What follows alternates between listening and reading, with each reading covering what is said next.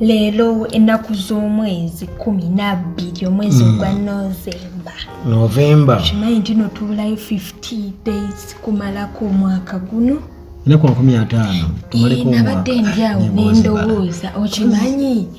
Nabadde ndwano n'endowooza n'eŋŋamba nti nno sifunangayo kimuli kya ssente bukyangambaawo. Nenzijukira nti ne kyali wange takifunanga kati nawe nkimanyi tokifunangako. Nenguma nze mmanyi gy'olaga obala ennaku 50 birthday teriyo nga 3 January.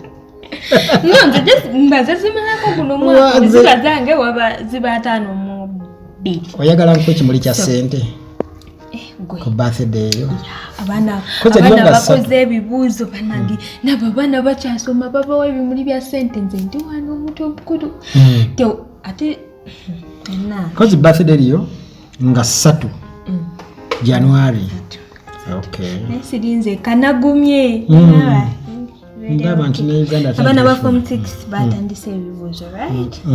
Abana bambi baba wishing the success and everything. Mukama college abakwatireko bakole bulungi kuba abana bafe bayite. Nawe inayo. Nene wasini ya for by the way. Gamba wala. Zahara ali misini ya fatu desine. Wedo chimanyi. Ekigiza yabimazi babirimu. Bakyakora. Babirimu simanyi. Panange. Akyabirimu. Mbusimanyi. Okay. Kakati omukulu Dax Vibes yayogeddeko naffe. He was like jukira bakolako ne music ne Bobby Wine. Dax Vibes, not brother. Bobby Wine and their brothers. So yagambye there are big things byasobola okukola with Bobby Wine besides making music.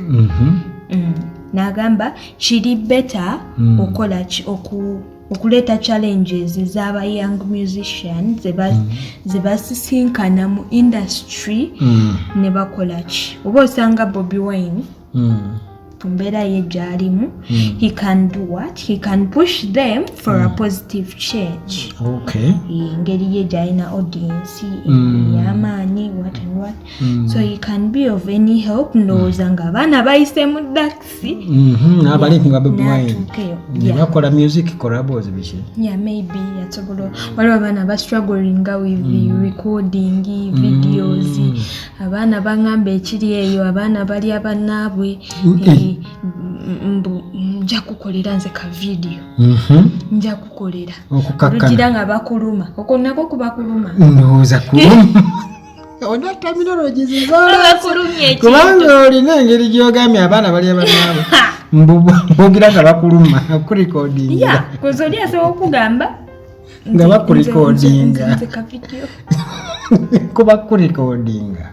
Zaka video kako nze soboka kola kasito onzija sobola kukolera hit olumala okumujjamu nenno nkubulire okumujjamu okuluma nno batandikirire ku ba writers ne bagenda ku producer naye waliwo bano bambi ajanga ina akayimba ke wandi ku promoters tutuuka mu studio producer agenda kugamba now what olukamala olwo ani abaddako olumalo producer baino gadu masteringa kati alumasteringa kati anogenda ku radio TV kugamba ogendo malirizo oluyimbo ngofuuse bituli bingi. Was that necessary? Kyogamba tugambye kati abayimbi abamu batunuulira n'endowooza bw'abanga ddala omulaba nga talina bambi busobozi buyinza naye otakayimbako kano kyogamba nti Nina akayimba. Ne producer ange mwesiga. Okay. Yeah. Very true. Taina buzibu yadde. Era abantu abagala recording music abato. Imba recommending very pro. He's a very good producer. Okay. Yeah. Nja kubanoonyerezako. Omukyala Ava Peace. Mukyala muwala Ava Peace. Ava Peace akola ne Jeff Shue wakati. Nze mbadde sikimanyi. Nti manya TNS. nagundiwe. bali mu TNS agala kumuleeta ava peace naye kugamba bw'oba omutaddeko amaanyi asobola okukkira asobola okukuba she's an item. Kakati yagambye nti bulijjo yeegomba oba yakyagala dde ekyokukolako ne Shiba era nga okukola ne Shiba a dream come true. Yeah, kirooto kye. Yeah. Bagenda kukola bombi. Alabira ddala. Yeah, of course wabanga era kitegeeza tunaba tulyawo nga baleseka korabo. Kale engeri gy'akolera mu gundi kati oba agamba nze okukolako ne Shiba engeri gye bali mu gundi ye. Tebakyali mu TNS. Shiba takyali mu TNS. Engeri gye bakola ne gundi omu manager omu. Manager CEO omu. Jeff Chiwa yayawukana dda nani ne Shiba. Ulimba atuwakanaki bamuyita Mudinu Media Dirisa kati ya manage nga Shiba kati yamusuulawo ani yasuulawo ani byali awo waya second the beat mabi kibiki yawutemu simanyi anti ebizibu abaana bye basisinkana kati ne produce ne manager neto kyali bwekityo bali bakayanira bintu nyumba abi kibiki webito anti Jeff Chiwa yasukana manager Chameleon n'abayo n'agende ku bagundi ba good life nenda kimanya alabika ava peace alabawo chance naye kugamba Shiba yavadda mu TNS naye I think tebalina nnyo beef eryawo But she always tell her buli wamu meeting namugamba nti I'm a bigger fan. I'm your bigger fan. Bakoleko bombi. Era. Okay. Era natugamba nti Shiba is a major inspiration mu ba female artists, female musicians bawa Uganda. Shiba yewa amaanyi. Yakuba yayitawo, yakuba akajjo. Yachikwa. You go space down and guys said, so what's happening?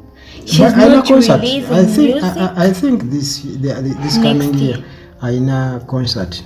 Era bagamba nti concert bwene gwe wayinza kubaawo separation wakati we nani ne manager ne babyegana naye tulinze bulinzi at time is drawing closer. I'm not understanding what is happening. Naye muziki gwita mwangu.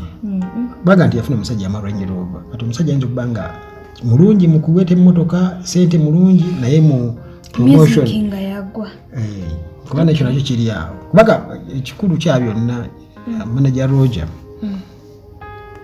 ebintu byabwe ebyo bali badde kwegamba bwe bali badde mu laavu zaabwe bali badde babijjamu ate ki business yali badde business nebiri byali badde biri naye kirabikanga biyinza okwawo bisobola mu mazo bigatta nze ngamba muba mubimaze kubanga kakati babiwerevo kwebikoma naye kiyinza obbanga bo kyabalemu okukwasaganya bayinza obba balowooza bakisobola nekituuka nekiyiika munnange yali akimanyi nti alina okufunayo abaki abasiija abalala kati yali badde akimanya bumanya kuba sinsuubira okubanga ne manager Roger naye kenyana nti balina omukakyala gamba byali badde byakwetoolerako bwetoolerendowooza okay kakati omukulu Amoti bamubuuziza ensonga lwaki afumbye ne mamako kamufumbidde emyaka over 20 years but tebamaking official byakwewasa it's not official wantunuulira bulala anti ojjukira Amoti mu biseera biri namukyali bato Shamim omukyala bamuta Shamim tebewasanga bewasa mu mateeka they've been coexisting for so many years which means mu mateeka bali mu bufumbo obumanyikiddwa mu mateeka kubanga baludde nga bali bonna naye wali olaba embaga yaabwe tebabeerako nambaga bakola embaga naye bambi Amoti yatugambye akyakola to have a wedding yetaaga beere ne savings ze naye waabwe bamumanyi banzijukira even nga baakaisisinkana kati kankubulire webaaka Shamimu n'Amoti oba olaba ene Namboole olaba enamboole Namboole ng'ova bweyogerere ova emukono erikubiri kyami namba erikkira bwe riti kati oyitirawo bwotyo naye kati kitegeeza mu biseera ebyo nze okumanyayo eyo mu barelatives ba Shamimu kiba kitegeeza Amoti bamumanyi eyo kubanga that's how I got to know there oba kitegeera kakati bamumanyi bulungi era kuva dda nga bamumanyi tugamba nze omanyi obufumbo buno abantu bali badde babuwa credit batya I give them credit baba nga basobodde okubeerawo emyaka egyo gyonna nga tulabye abantu bakubye embaga tulabye abantu wano abatinsetinse myaka 2 mwaka gumu myaka katugeze 6 nno baba bafumbye abo nga baze baawukana wala wano ani ono yali kanale mugume ani ono yatugamba mukyala simanyambwe mukyala wamulekera akameza kasente meka naye akameza muganda wange ajakaleka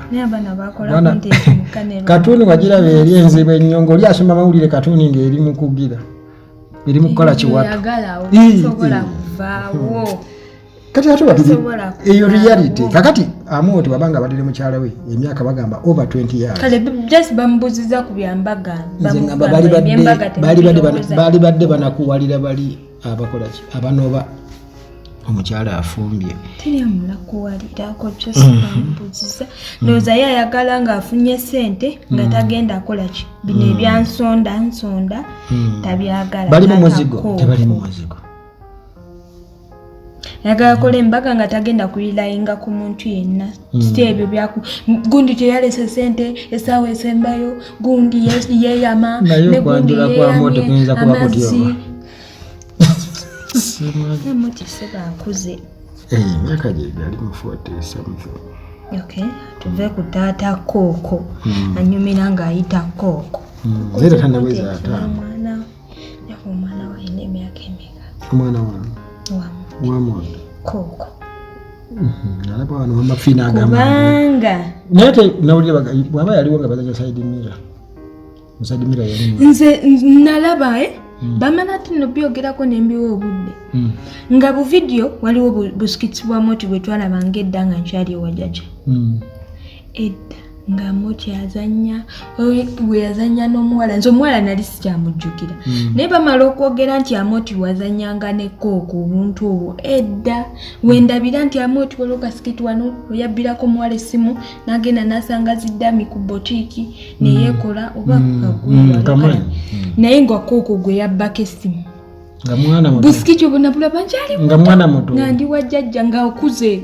nga muwala mukulu ndowooza tugambe kiraka yali yenkana nga nze maybe she was maybe 1920 obubadde naye kati buyinza bwa bwa myaka gamukaaga emabega oba 7 no nga nkyali muto ansenya nkyali muto emyaka mukaaga emabega obadde okyali mwana muto nnyo anti era myaka mukaaga emabega gyegyo myaka 7 era obadde mu myaka egyo anti kati kiba kati gwogambe edda si byoliku ennaku zeyanyumiza edda nganyumiza mu covid mwedda kati nange oyagala kuŋŋamba mundayika ŋŋamba edda naye nga ninge yali mu 10 years osasamaza abawuliriza bagamba edda twabiraba edda munnange muntu talina balira munno myaka gyo naye nga munnange simanyi naye nga emyaka si kizibu it's not a problem. She's a nice girl, beautiful, and young. Sharp, young. Alright, kakati TikTok Queen Masolo. Mani Masolo Queen manyu wano, Bad Black. Bad Black Queen Masolo. Anti Masolo Queen, anti katubuga Queen Masolo. Queen Masolo mulala. Nanga manyaga gadala Sylvia sinaya kemirembe ali awo TikTok ayita Queen Masolo. Bakati nga nange nveeno nga neetumaani olowooza kajigaba kakati Queen Masolo yagambye ali lubuto Tora alien skin alien skin jukira omufangoni soja yakazaala jojju si kyo mukyala we alabika kyeyeekola alien skin mbu byaliwo Masolo we yabeererako eyo mu Fangoni Forest headquarters ndowooza waliwo ebyayita nga alina okugenda mu kota ya general agende akole ki ekimenkeo nze namugamba nti nze sijjukira katulinde ekimenke oba kyegaana oba kikiriza biro nno naye nga yeegaana kubanga Masolo ye olaba yeetumira erinnya kitegeeza kye ageewulira erinnya leeto liwulira ye kajigaba bwogambye ngambye ngono yeeyita Queen Masolo kati nga nange olwomba eri nga weeyita bwotyo kajigaba kagisaplaying ate fe tugaana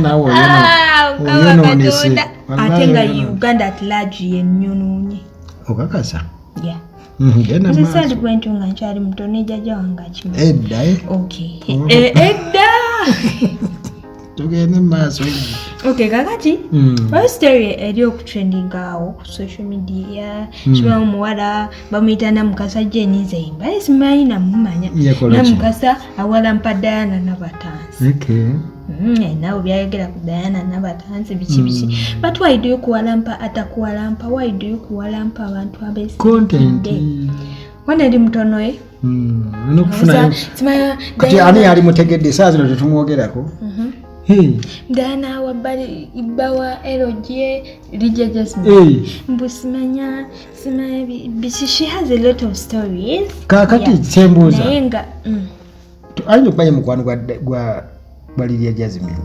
kati nga Lydia Jasmine tasobola kuvaayo kugamba nti banziba ku musajja naye nga Diana Nabatanzi yabba omusajja wa munne kati sinzaga nti n'oli Diana Nabatanzi kye kyamujja ku lwasa okutandika okutaga okubba abasajja singa buli omu akimanyi nti nze saagala oyogera ebintu ebyo siri bya ntalo Zubeda bya ntalo by the way yagambye yadde ne muzeeyi Kakato they were like this is your last warning namukasa stop Diana Nabatanzi ya muntu omusirifu y'omuntu atabeera mutali kati ye yabasindizi bano lwaki bamulumirirwa because maybe they are friends balwana naye talokuba ewalwasa be bamutwala ewalwasa lwaki yadduka ewalwasa kiraga rasta yali takyafugika ng'atabuka erwasa akatabujuka kafuluma nebalaga nakasubwa kuba nali sinafuna simu ng'okyali mwana mutedda kati gwe byaliwo kali kato nnyo nawe tujja kanoonya okalabe engeri wakula animolo kalwasa nkyali muyigo gwa butambi bwa mukyala wa engonga embufefe naye bwe wengonga obulabye kubanga owengonga bwo alhamdulillah obulabye engonga yali muzibu bannange oli yali engonga yennyini engonga alina animolo eri terinaalina tugende kugonda endala story ziweddeyo okay